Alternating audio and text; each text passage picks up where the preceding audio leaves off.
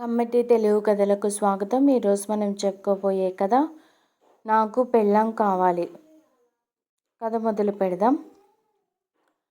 పవిత్ర, coffee ఇస్తావా అని కేకేశాడు శంకర్ వీధిలో అరుగు మీద కుర్చీలో కూర్చొని పేపర్ చదువుకుంటూ. అలాగేనండి అంది వంటింట్లో నుండి పవిత్ర. శంకర్ సాఫ్ట్వేర్ ఇంజనీర్, పవిత్ర కూడా స్కూల్లో టీచర్గా పనిచేస్తుంది. హైదరాబాద్లో ఉంటున్నారు. వారిద్దరికీ వివాహమై 12 ఏళ్ళు. కూతురు భావనకు 10 సంవత్సరాలు, కొడుకు విశ్వాస్కు 6 ఏళ్ళు. ఆ రోజు ఆదివారం అవటం వల్ల ఇద్దరూ ఇంట్లోనే ఉన్నారు. పొద్దున్నే మార్కెట్కు వెళ్ళి వారానికి కావలసిన కూరలు, పళ్ళు, సరుకులు తెచ్చాడు శంకర్. ఉదయం నుండి వారం రోజులుగా ఉన్న బట్టలన్నీ వాషింగ్ మిషన్లో వేయటం, మళ్ళీ వాటిని ఆరేసుకోవటం, పిల్లలకు తలస్నానాలు చేయించటం, ఇల్లు సర్దుకోవటం, టిఫిన్ చేయడం అయిన తర్వాత మధ్యాహ్నం వంటకు ఉపక్రమించింది పవిత్ర. శంకర్ కాఫీ అడగటంతో కాఫీ పెట్టి భావనని పిలిచి నాన్నకు కాఫీ ఇచ్చిరా అంది భావన. భావన ఒకసారి అమ్మ మొహంలోకి చూసి ఏదో ఆలోచిస్తూ కాఫీ తీసుకువెళ్ళి వీధిలో ఉన్న తండ్రికి ఇచ్చింది. మధ్యాహ్నం భోజనాలు అయిన తర్వాత మళ్ళీ వారానికి కావలసిన టిఫిన్కు, వంటలకు అన్నీ తయారు చేసుకుని వంటిల్లు సర్దుకుని హాల్లోకి వచ్చింది పవిత్ర. టీవీలో శంకర్ పిల్లలు చూస్తున్న సినిమా చూస్తూ అక్కడే సోఫాలో నడుం వాల్చింది. అంతలో మబ్బు పట్టడంతో బయటకు వెళ్ళి ఆరేసిన బట్టలు తెచ్చి మడతబెట్టింది. భావన అమ్మను చూసి ఏదో ఆలోచిస్తూ మళ్ళీ సినిమాలో లీనమైంది. అంతలోనే బయట వర్షం మొదలైంది. పవిత్ర, వర్షం పడుతోంది, వేడివేడిగా పకోడీలు తింటే బాగుంటుందోయ్ అన్నాడు శంకర్. పవిత్ర మళ్ళీ వంటింట్లోకి వెళ్ళింది. భావన నాన్నవైపు చూసి మళ్ళీ ఆలోచనలోకి వెళ్ళిపోయింది. పవిత్ర ఉల్లిపాయలు తరుగుతూ భావనను పిలిచి ఫ్రిడ్జ్లో నుండి పచ్చిమిరపకాయలు తెచ్చిపెట్టమంది. భావన తన ఆలోచనలోంచి బయటకు వచ్చి నాన్నను, తమ్ముణ్ణి అదోలా చూసి వెళ్ళి అమ్మ చెప్పిన పని చేసి వచ్చింది. అందరికీ ఆదివారం కానీ పవిత్రకి తీరుబడి లేని రోజు. ఉదయం నుండి రాత్రి వరకు ఎన్నో పనులతో స్కూల్కు వెళ్తేనే బాగున్నదేమో అనిపిస్తుంది. అమ్మను రోజంతా గమనిస్తున్న భావన మెదడులో ఎన్నో ఆలోచనలు. తెల్లవారింది. భావన లేచి వంటింట్లోకి వచ్చింది. పవిత్ర అప్పటికే స్నానం చేసి టిఫిను, వంట పూర్తి చేసి అందరికీ క్యారేజ్లో సర్దుతోంది. నాన్న పేపర్ చదువుతూ టీవీ ముందు సోఫాలో కూర్చున్నారు. భావనను చూసిన పవిత్ర త్వరగా రెడీ అయ్యి రామ్మా, టిఫిన్ చేద్దువు గాని, తమ్ముణ్ణి కూడా రెడీ అవ్వమని చెప్పు అంది. అలాగే అమ్మా అంటూ స్నానానికి వెళ్ళింది ఏదో ఆలోచిస్తూ. భావన స్కూల్ నుండి తిరిగి వస్తూ దారిలో స్నేహితురాలు గౌరీ ఇంటికి వెళ్ళింది. ఆ రోజు గౌరీ స్కూల్కి రాలేదు. భావన, గౌరీ ఇద్దరూ 4 ఏళ్ల నుండి ఒకే స్కూల్లో కలిసి చదువుతున్నారు. గౌరీది చాలా పేద కుటుంబం. వాళ్ళ నాన్న కూలి పని చేసి వచ్చిన డబ్బులతో తాగి వస్తుంటాడు. గౌరీ వాళ్ళ అమ్మ అవన్నీ భరిస్తూ తన జీతం పనిచేసే ఇళ్లల్లో వాళ్ళు ఇచ్చిన మిగిలిన ఆహార పదార్థాలతో కుటుంబాన్ని నడుపుతుంది. వంట చేస్తున్న గౌరీ భావనను చూసి రా భావన, కూర్చో అంటూ అక్కడే ఉన్న స్టూల్ని దగ్గరకు జరిపింది. ఈరోజు స్కూల్కు రాలేదేం గౌరీ అని అడిగింది భావన. మా అమ్మకు ఒంట్లో బాగుండలేదు భావన, రాత్రి నుండి జ్వరం, అందుకే ఇంట్లో ఉండి వంట చేస్తున్నాను చెప్పింది గౌరీ. మీ అమ్మను డాక్టర్కు చూపించారా అడిగింది భావన. మా నాన్న అమ్మని డబ్బులు అడిగాడు, తన దగ్గర లేవని చెప్పింది. ఒంట్లో బాగలేదని కూడా చూడకుండా కొట్టి వెళ్ళిపోయాడు. అలాగే పనికి వెళ్ళి అక్కడ అమ్మగారిని అడిగి టాబ్లెట్ తెచ్చుకుని వేసుకుంది అని దిగులుగా చెప్పింది గౌరీ. నాన్న ఎప్పుడు అమ్మని డబ్బులు అడుగుతాడు, ఇవ్వకపోతే వెతికి అమ్మ దాచిన డబ్బులు పట్టుకుపోతాడు. అమ్మే తను పనిచేసిన డబ్బులతోటే ఇల్లు గడుపుతోంది అంటూ బోరున ఏడ్చింది గౌరీ. భావన చిన్న వయసులో ఏదో కలత. స్కూల్కు వేసవి సెలవులు ఇచ్చారు. భావన మావయ్య రవి వచ్చి భావనను, విశ్వాస్ను వాళ్ళ ఊరు తీసుకెళ్లారు. పవిత్ర తల్లిదండ్రులు సత్యనాథం, సావిత్రమ్మ విజయవాడ దగ్గర పల్లెటూరులో ఉంటారు. వాళ్లకు పవిత్ర, రవి ఇద్దరే పిల్లలు. రవి అగ్రికల్చర్ BSc చేసి వాళ్ళ పొలాలు చూసుకుంటున్నాడు. ఇంకా పెళ్లి కాలేదు. భావనకు పల్లెటూరులో సరదాగా ఉంటుంది. బావిలో నీళ్లు తోడటం, వాకిలంతా ఊడ్చి పేడనీళ్లు చల్లి ముగ్గు పెట్టడంలో అమ్మమ్మకు సాయం చేయడం, చెట్ల మీద రకరకాల పక్షుల్ని చూడటం, మామయ్యతో అప్పుడప్పుడు పొలం వెళ్ళటం చేస్తూ ఉంటుంది. సావిత్రమ్మ ఉదయాన్నే లేచి పనులు ముగించుకొని సత్యనాథం లేవగానే కాఫీ ఇచ్చి స్నానానికి నీళ్లు, తువ్వాలు, బట్టలు సిద్ధం చేసింది. సత్యనాథం స్నానం చేసి దేవుడికి దండం పెట్టుకొని వీధిలో పడక కుర్చీలో కూర్చున్నాడు. పాలేరు రంగయ్య పేపర్ తెచ్చి ఇచ్చాడు. అంతలో పక్క ఇంట్లో ఉంటున్న రంగనాథం పొలానికి వెళ్తూ సత్యనాథంని చూసి వచ్చి కాసేపు కబుర్లు చెప్పి వెళ్ళాడు. భావన తాతయ్యని ఫలహారం చేయడానికి రమ్మని చెప్పు అంది సావిత్రమ్మ వంటింట్లో పెసరట్లు వేస్తూ. భావన తాతయ్యని, మామయ్యని, విశ్వాస్ని కూడా పిలిచికెళ్ళింది. అందరూ కబుర్లు చెప్పుకుంటూ సావిత్రమ్మ పెట్టిన వేడి వేడి పెసరట్లు తిన్నారు. అమ్మమ్మ నువ్వు కూడా తిను అంది భావన. నేను ఇప్పుడు తిన్ననమ్మా, మీరు వెళ్ళి ఆడుకోండి అంటూ వాళ్ళు తింటున్న ప్లేట్లన్నీ తీసి శుభ్రం చేయటంలో నిమగ్నమైంది. భావన అమ్మమ్మని చూస్తూ ఆలోచిస్తూ నిలబడింది. అక్క రా ఆడుకుందాం అన్న విశ్వాస్ మాటలతో తేరుకొని బయటకు వచ్చింది. భావన, విశ్వాస్ పక్కింట్లో ఉండే కవిత, రాఘవలతో ఆడుకోవడానికి వెళ్ళారు. రవి పాలేరుతో పొలం వెళ్ళాడు. సత్యనాథం వీధిలో కూర్చొని మళ్ళీ పేపర్ తీశాడు. సావిత్రమ్మ వంటకు ఉపక్రమించింది. కాసేపు ఆడుకొని భావన, విశ్వాస్ ఇంటికి వచ్చారు. ఇద్దరు అమ్మమ్మని అడిగి మామిడి పండు తీసుకున్నారు. తాతయ్యకి కాఫీ ఇవ్వమ్మా అంది సావిత్రమ్మ కాఫీ గ్లాస్ ఇస్తూ. భావన మనస్సులో మళ్ళీ ఏదో ఆలోచన. సావిత్రమ్మ మొహంలోకి చూస్తూ కాఫీ గ్లాస్ తీసుకుంది.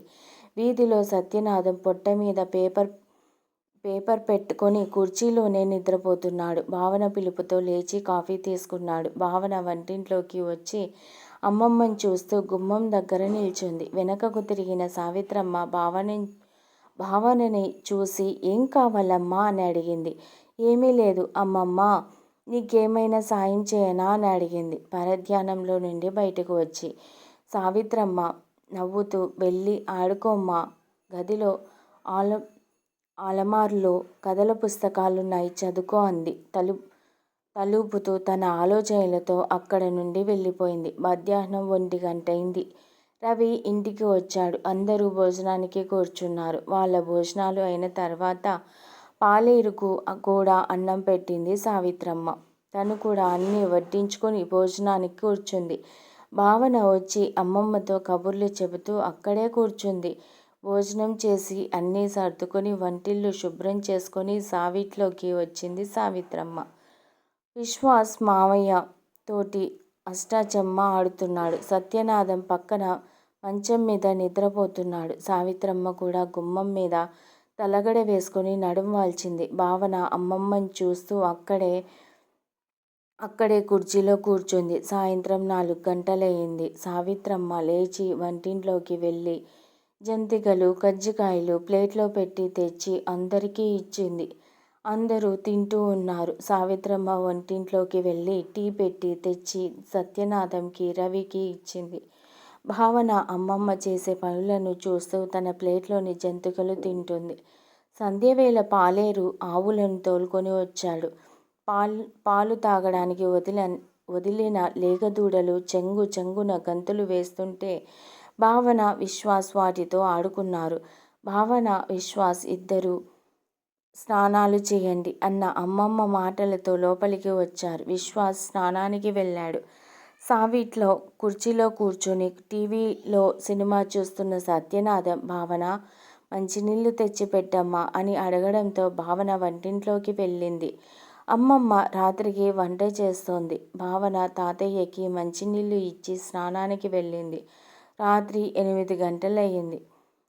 సావిత్రమ్మ సావిట్లోకి వచ్చి భోజనానికి వస్తారా అంది సత్యనాథం వైపు చూస్తూ. అలాగే అంటూ పడక కుర్చీలోంచి లేచాడు సత్యనాథం. రవి, భావన, విశ్వాస్ ఆయనను అనుసరించారు. సావిత్రమ్మ వడ్డిస్తుంటే నలుగురు కబుర్లు చెప్పుకుంటూ భోజనం చేస్తున్నారు. అమ్మమ్మ నువ్వు కూడా మాతోటి భోజనం చేయొచ్చుగా అంది భావన. నేను తర్వాత తింటానమ్మా అన్న అమ్మమ్మ మాటలను భావన చిన్న మనసులో ఏదో అలచడి. భోజనాలైన తర్వాత నలుగురు సావిట్లోకి వచ్చారు. సత్యనాథం టీవీలో వార్తలు పెట్టుకుని పడక కుర్చీలో కూర్చున్నాడు. విశ్వాస్ కథల పుస్తకాన్ని మామయ్య చేత చదివించుకుంటున్నాడు. భావన వంటింట్లోకి వెళ్ళి అమ్మమ్మ భోజనం చేస్తుంటే కబుర్లు చెబుతూ అక్కడే కూర్చుంది. సావిత్రమ్మ అన్నీ సర్దుకొని వంటగది శుభ్రం చేసి పాలు తోడు పెట్టి పెరటి తలుపులు వేసి దీపం తీసేసి భావనతోటి సావిట్లోకి వచ్చింది. అమ్మమ్మ, పొద్దున నువ్వు దేవుడి దగ్గర పాడిన పాట నేర్పించవా అని అడిగింది భావన. అలాగే, పడుకునేటప్పుడు చెప్తాను అని సావిత్రమ్మ కూడా వార్తలు వింటూ అక్కడే కుర్చీలో కూర్చుంది. రాత్రి 9:30 అయింది. మామయ్య కథ చెబుతుంటే వింటూ అక్కడే నిద్రపోయాడు విశ్వాస్. విశ్వాస్ని ఎత్తుకొని గదిలో మంచం మీద పడుకోబెట్టాడు రవి.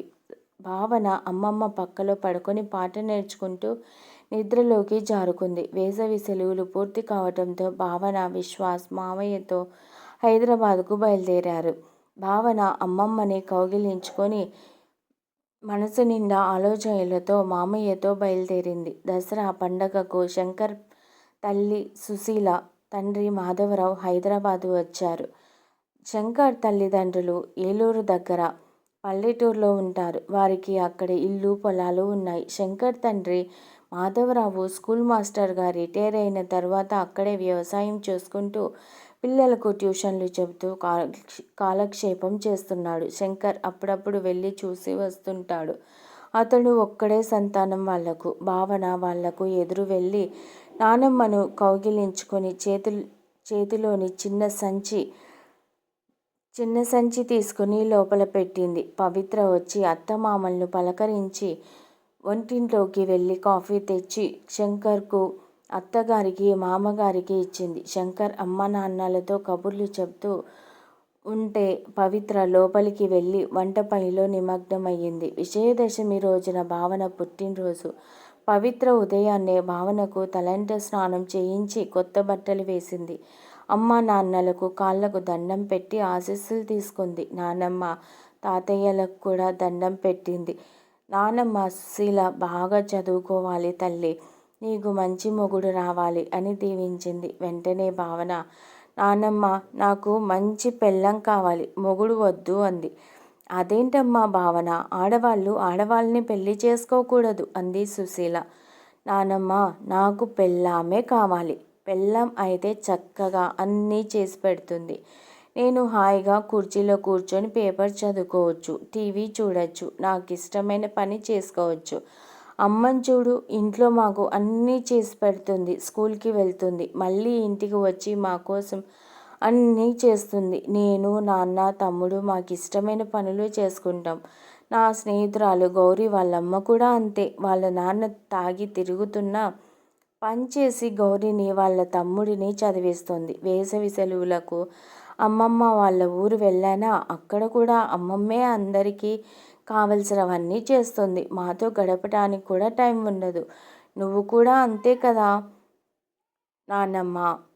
నాకు మొగుడు వస్తే నేను కూడా ఇవన్నీ చేయాలి కదా. అందుకే పెళ్ళాన్ని చేసుకుంటే నేనేమీ చెయ్యక్కర్లేదు. అందుకే నాకు మొగుడొద్దు, పెళ్ళాం కావాలి నానమ్మ అంటూ తన మనసులోని ఆలోచనలన్నీ బయటపెట్టింది భావన.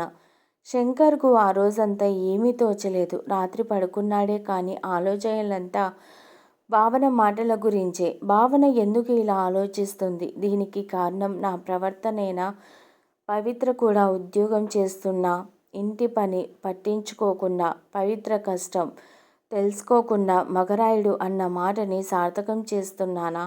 ఎంతసేపు నా అవసరాలు తీర్చుకోవడం తప్ప పవిత్ర రోజంతా ఎలా గడుపుతున్నదని గమనించలేదు. తనకిష్టమైన పనులు చేసుకోవడానికి తనకి కొంత సమయం కావాలని ఎప్పుడూ ఆలోచించలేదు. ఎప్పుడు తన ఇష్టాలేమిటో తెలుసుకోలేదు. పవిత్ర కూడా ఎప్పుడూ అనలేదు. నాకు కానీ విశ్వాస్కు కానీ ఎప్పుడు ఏ పని చెప్పలేదు. బహుశా తను పెరిగిన వాతావరణం కూడా అలాంటిదే కదా. ఇటువంటి ఆలోచనలనే స్వలింగ వివాహాలను ప్రోత్సహిస్తున్నాయా? ఈ మధ్య పెరుగుతున్న తన విడాకుల కేసులకు కూడా ఇదే కారణమా? భావనకు సర్ది చెప్పాలి. తనలోని ఈ ఆలోచనలని మార్చాలి. ఎలా? అవును, ముందు నేను మారాలి. నా చిన్నప్పుడు అమ్మ ఉద్యోగానికి వెళ్ళేది కాదు. నేను ఒక్కడినే అవటంతో గారాబంగా పెంచారు. ఇంట్లో ఏ పని అలవాటు లేదు. కానీ పవిత్ర కూడా ఉద్యోగానికి వెళ్తుంది. అయినా ఇంటి బాధ్యత అంతా తనకే వదిలేశాను. పవిత్రని ప్రేమగా చూసుకోవాలి. తనకి కొంత విశ్రాంతి ఇవ్వాలి. ఇంటి పనిలో సాయం చేయాలి. విశ్వాస్ని కూడా తన పని తను చేసుకునేట్లు ఇంటి పనుల్లోనూ సాయం చేసేటట్లు తయారు చేయాలి. లేకపోతే పెద్దయ్యాక తనలాగే తయారవుతాడు. భావనను, విశ్వాస్ను సమానంగా చూడాలి. అందరం కలిసిమెలిసి ఇంట్లో పనులన్నీ చేసుకోవాలి. భావన ఆలోచన సరికాదు అని తెలియచెప్పాలి. మారుతున్న కాలమాన పరిస్థితులకు అనుగుణంగా అందరూ మారాలి. ఈ ఆలోచనలతో శంకర్ మనసు తేలికబడి తెల్లవారుతుండగా నిద్రలోకి జారుకున్నాడు. ఈ కథ మీకు నచ్చినట్లయితే ప్లీజ్ లైక్ చేయండి, షేర్ చేయండి. కమ్మటి తెలుగు కథల ఛానల్ను సబ్స్క్రైబ్ చేయండి. Thank you very much.